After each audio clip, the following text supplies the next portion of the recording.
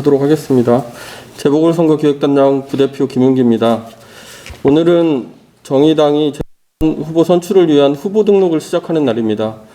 오늘과 내일은 후보 등록을 진행하고 후보들에게는 첫 번째 관문인 당내 선출 절차에 본격적으로 돌입합니다.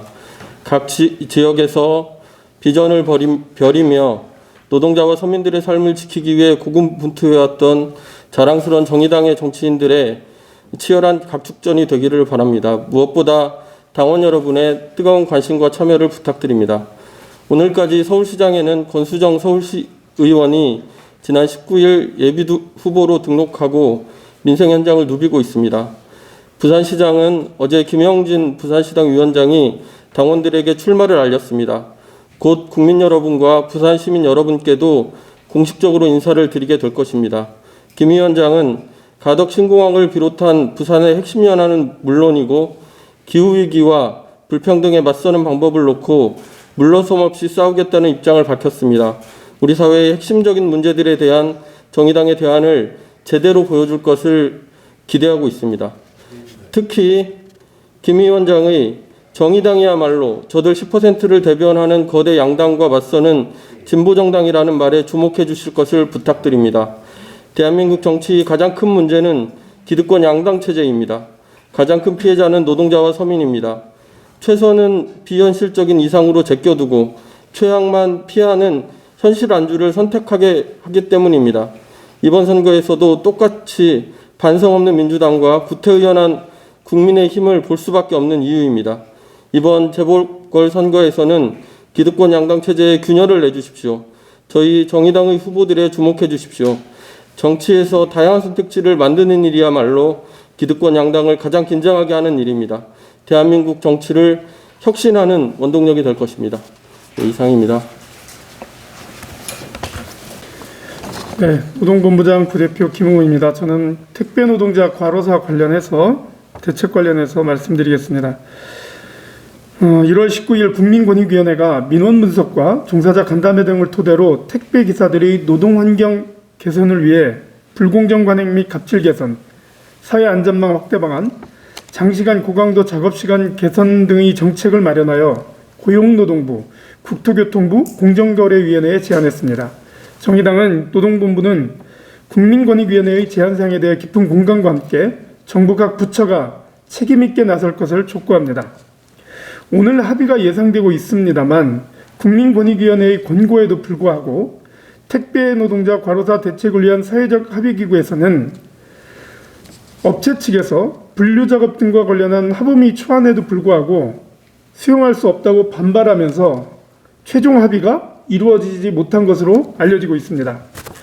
업체 측에서 이야기하는 입장은 동의하기 어렵습니다.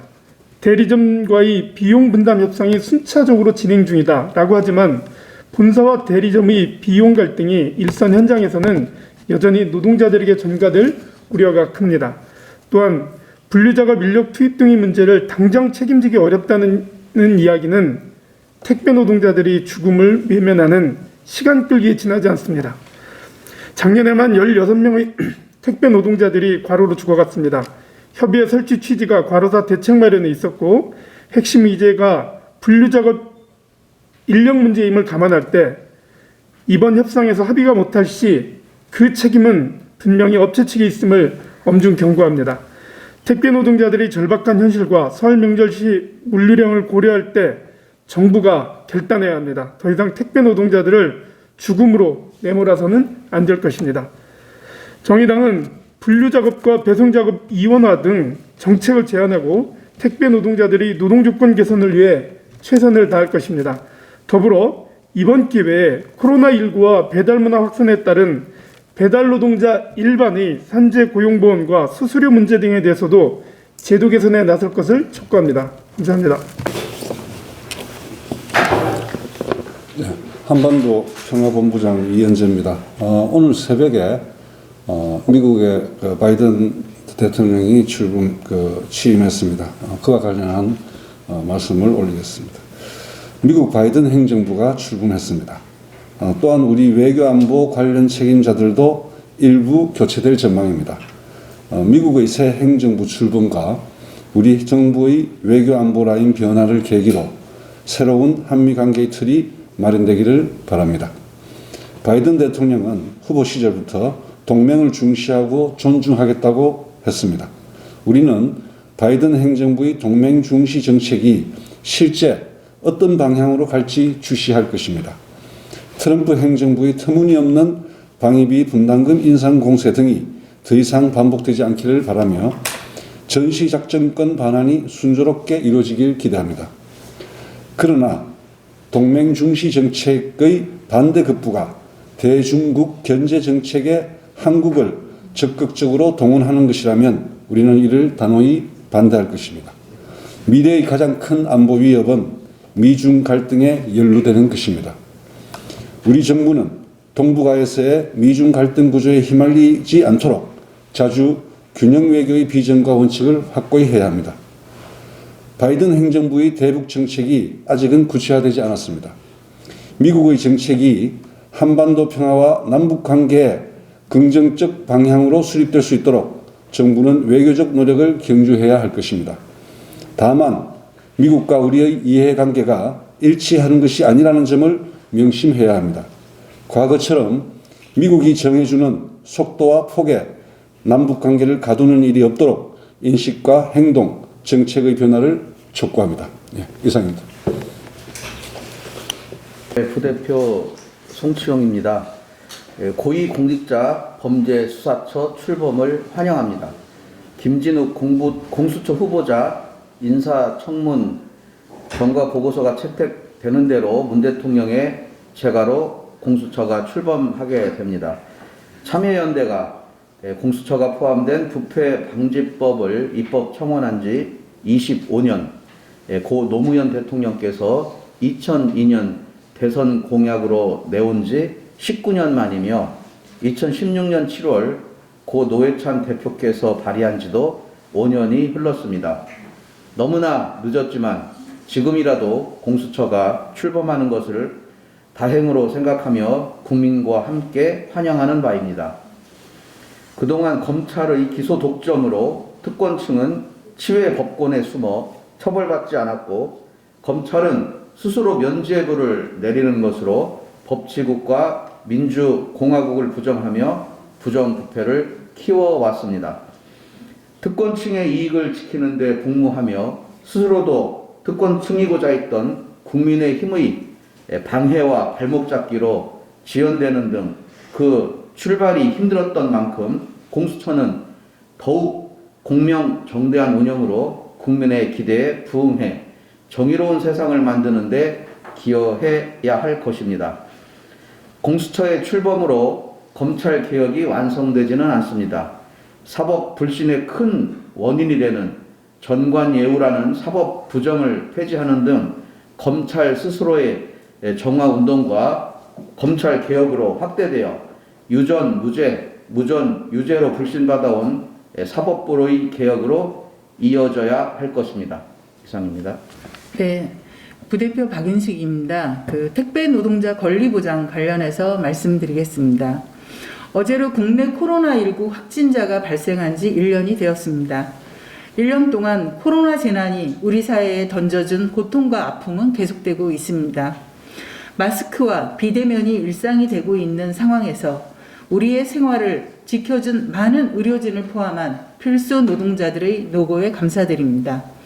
그러나 필수 노동자들이 안전하게 직무를 수행하고 안정적으로 일할 수 있는 환경은 아직도 열악하기 짝이 없습니다.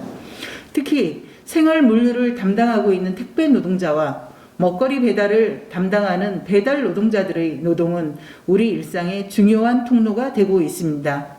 얼마 전 쿠팡 저온 창고에서 핫팩에 의지하며 일하던 노동자가 또 아까운 목숨을 잃었습니다. 코로나 1년 동안 물류회사, 택배회사, 배달 앱 회사는 코로나 승자가 되어 코로나 특수를 누리고 있습니다. 그러나 그곳에서 일하는 노동자들은 목숨을 담보한 위험한 노동자로서 제대로 호명되거나 동등한 권리를 부여받지 않는 노동밖의 노동자의 처지에서 일하고 있습니다. K방역이라는 성과 뒤에는 K자 곡선으로 표현되는 코로나 양극화가 이 산업과 종사자들의 현 주소에도 그대로 투영되고 있습니다. 수십 명이 가로사하고 있는 택배 노동자의 문제를 해결하기 위해 택배 분류 작업에 인력을 투입하겠다는 사측의 약속은 아무런 이행이 없습니다. 다시 노동자들은 분류 작업 지원과 함께 주 6일 근무, 공정한 수수료에 대한 응답을 촉구하고 있습니다. 다행히 오늘 새벽에 합의는 했다고 하지만 사회적 합의를 이행하지 않는 사측과 보다 강력한 시행을 이끌어내야 할 정부의 무책임성을 지적하지 않을 수 없습니다. 계속적으로 죽음을 감수해야 하는 택배 노동자의 문제는 이제 끝나야 합니다. 사측과 정부의 책임 있는 사태 해결과 약속 이행을 촉구합니다. 우리는 택배 노동자들이 안전하게 일할 수 있도록 함께 연대하겠습니다. 고맙습니다.